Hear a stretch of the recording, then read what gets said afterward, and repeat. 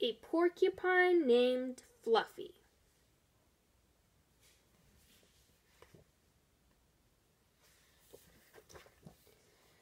When Mr. and Mrs. Porcupine had their first child, they were delighted. Now he needed a name. Should they call him Spike?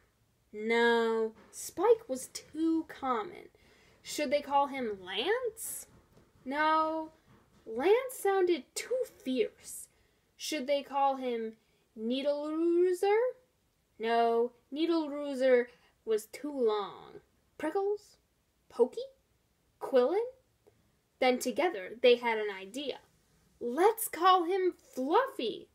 It's such a pretty name. Fluffy. But soon there came a time when Fluffy began to doubt that he was Fluffy. He first became suspicious when he backed into the door and stuck fast. That was not a Fluffy thing to do. He was even more convinced when he accidentally slept on his back and poked holes into the mattress. A very unfluffy thing to do. When he tried to carry an umbrella, he knew the truth without a doubt. Fluffy definitely wasn't. So he decided to become fluffier.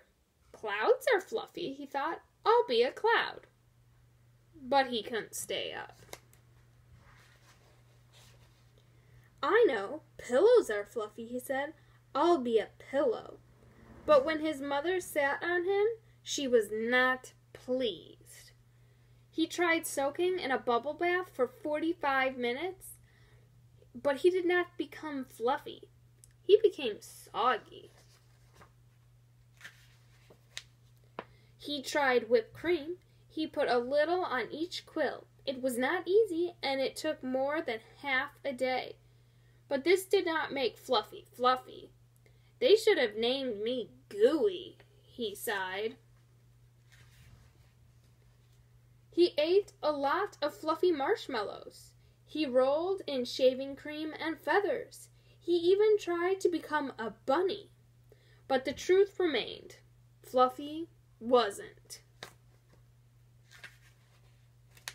One afternoon, Fluffy set out for a walk, trying to think of ways to become fluffy. Before long, he met a large rhinoceros. "Grrr," said the rhinoceros, "I'm going to give you a rough time." Fluffy didn't know what a rough time was, but he didn't like the sound of it at all. "What's your name, small prickly thing?" asked the rhinoceros unkindly. "Fluffy," said Fluffy.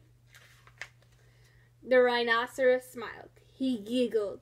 Then he laughed out loud. He rolled on the ground. He jiggled and slapped his knees. He roared with laughter.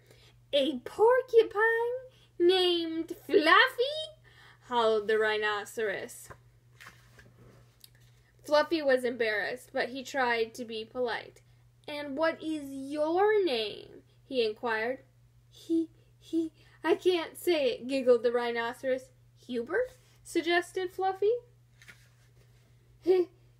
Oh help, I just can't say it. I'm laughing so hard," said the rhinoceros. "Harold? Or maybe Herman?" asked Fluffy. "No," gasped the rhinoceros. "It's Hippo." Hippo? A rhinoceros named Hippo? Fluffy smiled. He giggled. Then he laughed out loud. He jiggled and slapped his knees. He howled with laughter. "A rhinoceros named Hippo?" Fluffy cried. A porcupine named Fluffy, a rhinoceros named Hippo. It was almost more than they could bear. Hippo and Fluffy rolled on the ground, giggling and laughing until tears came to their eyes. At last they lay exhausted on the ground. From that time on, they were the best of friends. And Fluffy didn't mind being Fluffy anymore, even though he wasn't.